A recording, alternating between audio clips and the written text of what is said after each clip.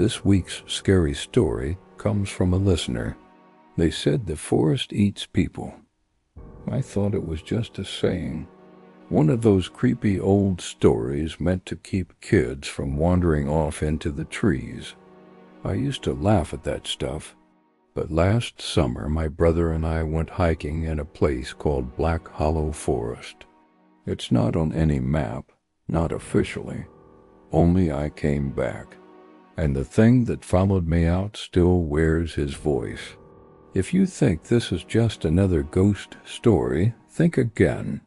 Because something lives in that forest, and it doesn't let go. It was Mark's idea. He was the adventurous one.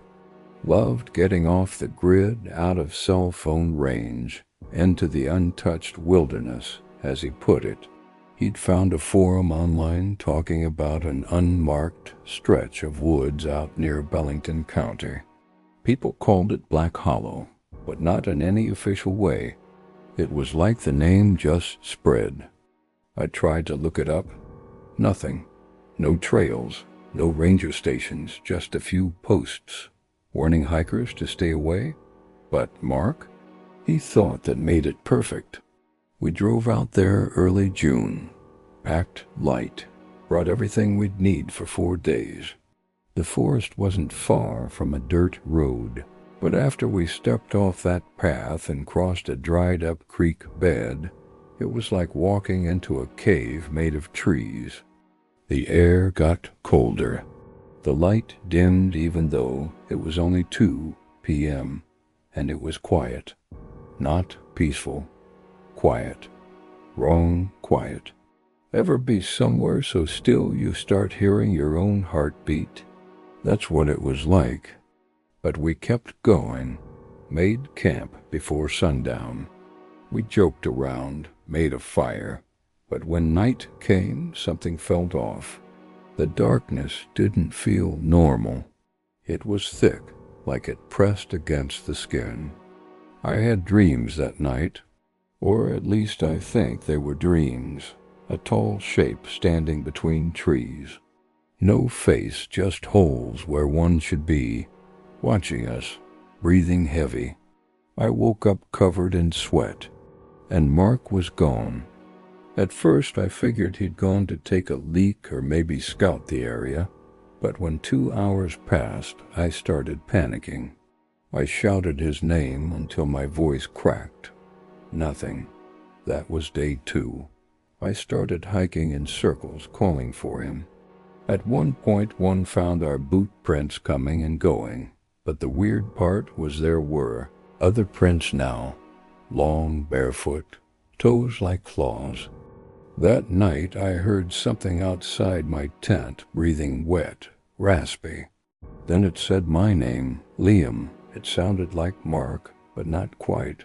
I didn't move. I didn't breathe. And after a while, the thing walked off, heavy steps, dragging something behind it. I waited until morning. I packed up and tried to retrace my steps out. But the forest didn't make sense anymore. The trees shifted. I'm not saying that metaphorically. I mean, they moved. Landmarks I passed earlier were gone. A dead pine stump that had been beside our tent was suddenly uprooted and hanging from the branches, above me like some kind of offering. On day 3, I found the camp. Not ours. It looked abandoned but recent. Tents torn open from the inside, a campfire still smoking. There were signs of a struggle. Blood on a rock. And something else bones, arranged in a spiral. And in the center, a camera. I picked it up. Old school cheap digital camcorder. I turned it on.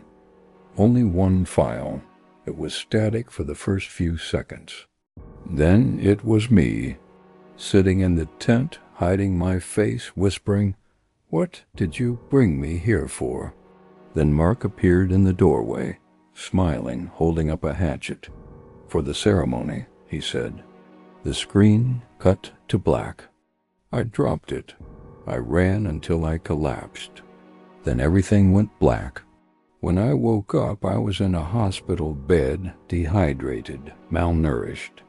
A ranger had found me wandering along the roadside 2 towns over. I'd been missing for 12 days. Mark's body was never found. They searched for weeks. Nothing. Not even a scrap of his clothing. Everyone thinks he fell, got lost, died of exposure. That's the official story. But I know the truth, because 2 weeks after I got home, I got a call from his number. The voice on the other end said, "You left me there," and then laughter, not his. Something wearing him. Since then, I've gotten 7 more calls, always at night, always from the same number. Sometimes it just breathes. Sometimes it tries to talk like him. And once, I swear to God, it sent me a photo, a picture of the tent we shared, with something standing outside it watching me sleep. If you think this is fake, cool, laugh it off.